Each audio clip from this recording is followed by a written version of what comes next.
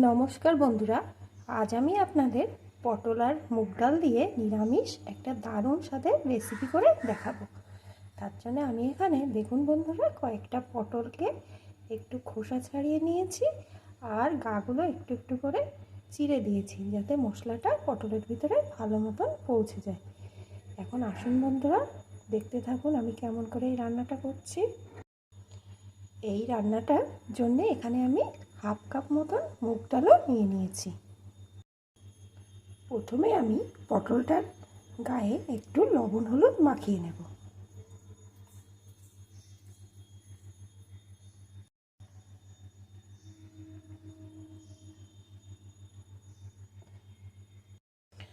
লবণ হলুদ ভালো করে পটলের গায়ে মাখিয়ে নিয়েছি। এখন কিছুক্ষণের জন্য পটলগুলোকে এইভাবে রেখে দেব। আর এই রান্নাটার জন্য এখানে আমি একটা মশলার পেস্ট বানিয়ে নিয়েছি, যেখানে দিয়েছি একটু জিরে, ধনে, একটু আদা আর 3-4টে শুকনো লঙ্কা একসাথে পেস্ট করে নিয়েছি। আর নিয়েছি নারকেলের দুধ। এখন আসুন বন্ধুরা, আমি রান্নাটা কিভাবে করছি দেখতে থাকুন। এখানে আমি গ্যাস ওভেনে কড়াই বসিয়ে দিয়েছি, কড়াইটা গরম হয়ে গেছে। এখন মুগ ডালটা দিয়ে প্রথমে ভেজে নেব।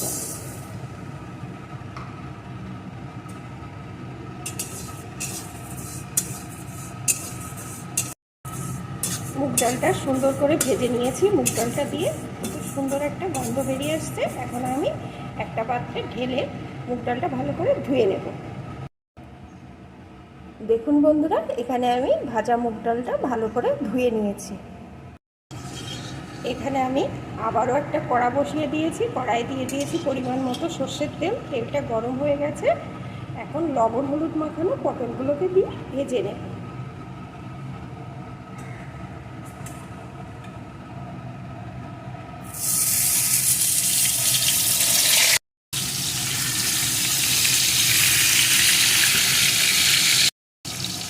পটলগুলো সুন্দর করে ভেজে নিয়েছি, এখন আমি তুলে নেব।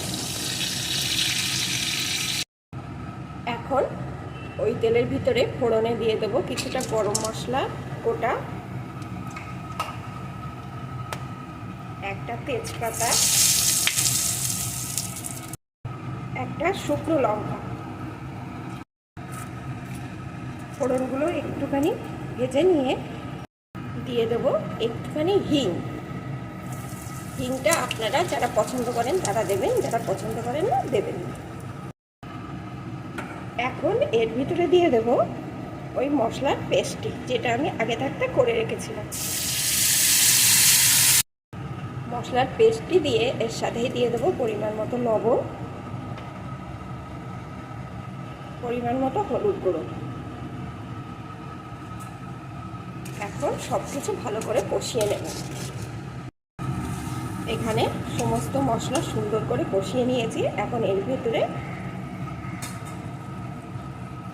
আমি যে ভেজে মুগ ডালটা ধুয়ে রেখেছিলাম সেটাকে দিয়ে দেব।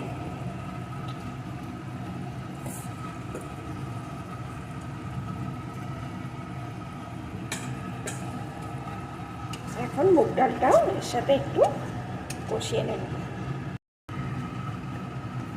মুগ ডালটাও একটু কষিয়ে নিয়েছি। এখন এর ভিতরে দিয়ে দেবো আমি একটু গরম জল,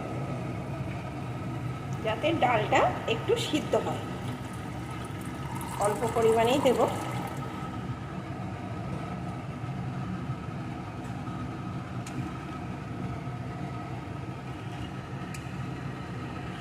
ডালটাকে একটু সিদ্ধ করে নেব। দেখুন বন্ধুরা, ডালটা কিন্তু সম্পূর্ণ সিদ্ধ হয়নি। এমন পরিমাণে জলটা দিতে হবে ডালটা মোটামুটিভাবে যেন সিদ্ধ হয়ে যায়। এখন ডালের জলটা একদম শুকিয়ে এসছে।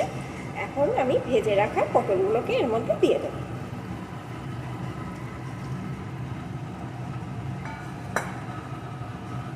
এখন ডালের সাথে পটলটাও একটু নেড়ে নেব।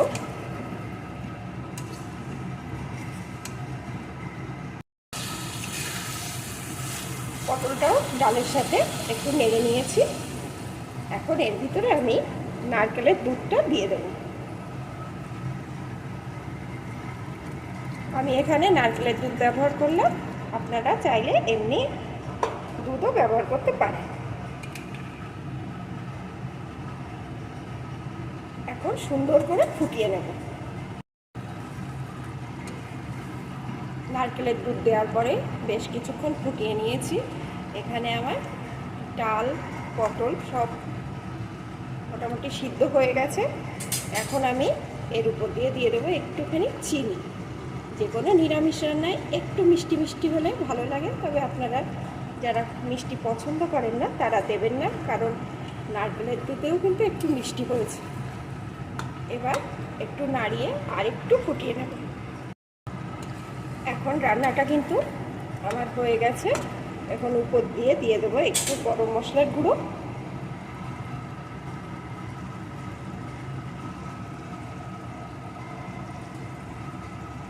আর দিয়ে দেবো একটুখানি ঘি।